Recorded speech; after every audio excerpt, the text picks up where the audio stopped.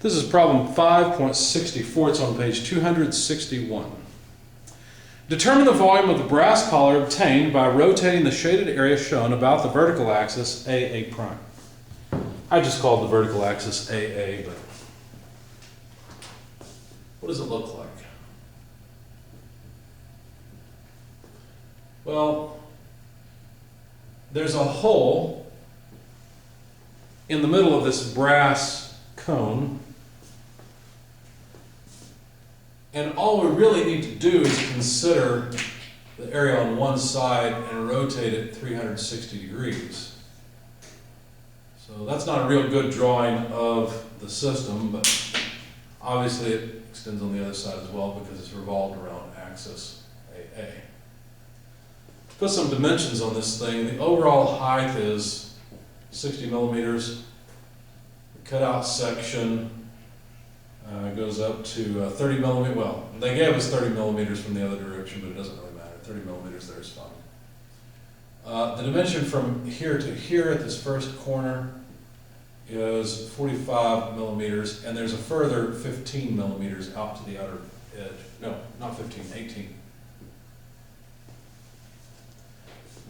The spacing here is actually the half distance, the radius is 15 millimeters. So the area that I'm interested in revolving is this area. I need to know the magnitude of that area. I need to know how much area there is here. And I need to locate its centroid, because if I can locate its centroid, then calculate the centroidal path distance, which is just the path of the circle. Multiply that by the area, that should give me the volume. So first things first, I decided to break up that area into a few components. Since I needed to locate a centroid, I broke it up into a rectangle, first of all. There's 45 plus 18 on one side. Trying to make it clear where all this comes from. 60 on this side. And you can see all I've got to do is subtract some lines to make this clear.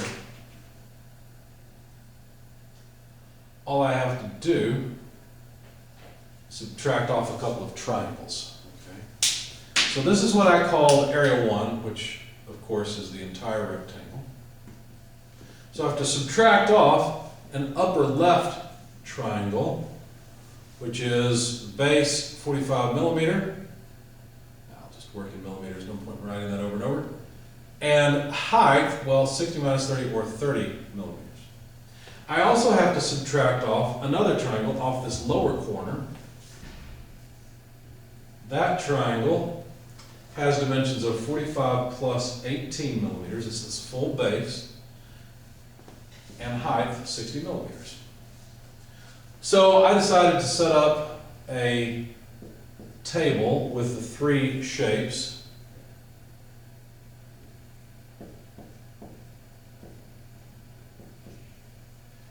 And calculate the area of each. So 45 plus 18 times 60 comes out to 3780. The area of this triangle is 30 times 45 over 2. It's a negative area, so minus 675. The area of this larger triangle is 45 plus 18 times 60 divided by 2. That's negative 1890 square millimeters. And then the location of the centroid of each of these shapes. Well, notice I want the distance from here over to the centroid, you see. So I need to take 45 plus 18 over 2, and then I need to add to that 15. So 45, I didn't write it down. Let's see if I can do it in my head. 45 and 18, that's about, what, 73? 73, 73 over 2 plus 15. 73 over 2 would be what? Oh, I think I made a mistake here.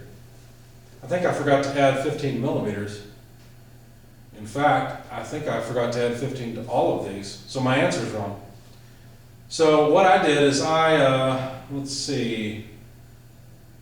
I think I remembered to add it to this last one and not the other two. So let's do that quickly. So if we got 45 and 18, this is, what did I say, 73? Which one do we divide by 2? Is what, well, I made a lot of mistakes. Yeah, So that is what, 37.5 plus 1.5, so 39. To that, I need to add 15. I think I'll correct my numbers and we'll pick it up here in just a minute. All right, so I've fixed most of my problems. First thing, I can't add in my head. It's not 73, that's 63, so all of that was wrong. Anyway, you need to take 63 divided by 2, but then you have to add 15. That comes out to 46.5. And I was wrong on my other locations as well, so all of my table is wrong just about. But anyway, the centroid of this triangle is 1/3 of the length, so that's 15 millimeters over. But of course, the edge of that triangle is 15 millimeters from the rotation axis, so that's 30 millimeters. In the same way, this triangle is 2/3, or the centroid of this triangle is 2/3 of the way from here. But then you have to add 15 millimeters, so you end up here. So that this distance, the total bottom distance is 45 plus 18, which is 63. 2/3 of 63 is 42. So anyway, so 42 plus 15 is where that 57 comes from. Then you have to multiply the area times x bar for each of these. Notice the triangles are both negative areas. So we end up with a negative AX product, and then when we add or sum the columns, that's what. Why would we want to sum? Well, we want to sum them.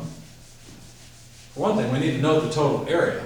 So there's the total area. But also we want to know where is the centroid of this area. Something like, I don't know, maybe something like this.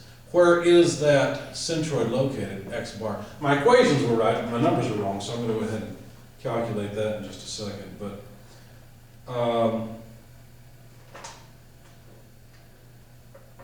and you know what? I just realized I would have come up with the exact same. Let's try it. I think I would have come up with the same thing. I was working off of this line as a basis. That actually would be correct.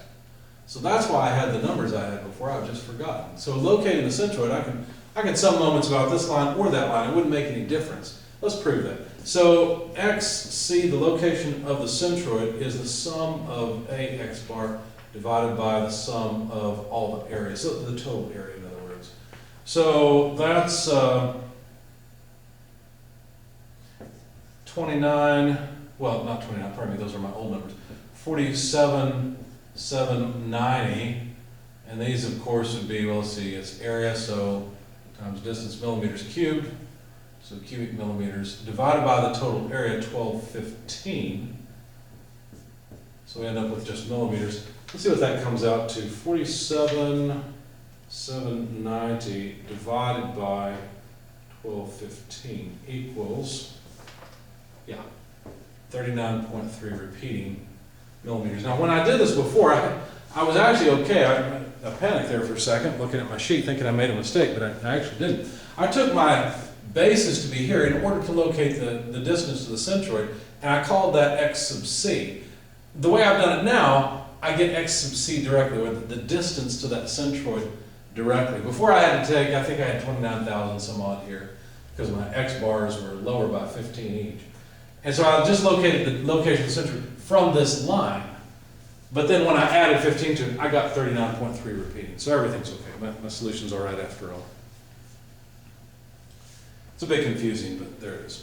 So the volume is just 2 pi y bar, if you like, or what I call xc times the area. Don't get too hung up on the symbol and the name of it. Understand the meaning behind the symbol. What dimension is this? Where is it? It's revolved, this area is revolved all the way around, so we just need, basically what this gives us is that circular perimeter, and then times the area will give us the volume. So 2 pi x sub c is 39.3 repeating millimeters, and then the area is 1215 square millimeters. And so we end up with a volume of about 300,273 cubic millimeters. Of course, it's rounded off a bit because of the forever repeating 3's and the pi, but that's it.